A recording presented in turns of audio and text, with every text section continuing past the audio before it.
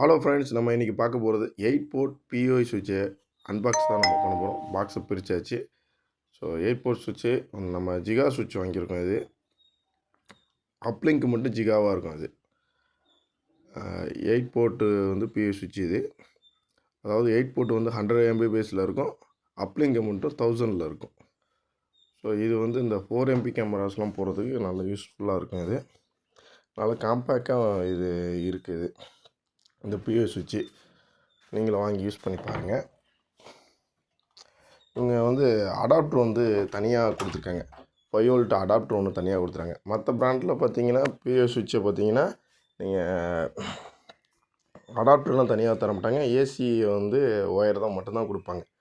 நல்லா இது நாளைக்கு ஒரு ப்ராப்ளம் அப்படின்னா இந்த அடாப்டர் மட்டும்தான் மேக்ஸிமம் கம்ப்ளைண்ட் ஆகும். அந்த அடாப்டரை வந்து நம்ம திருப்பி வாங்கி இதை போட்டுக்கிட்டு யூஸ் பண்ணிட்டு போயிடலாம்.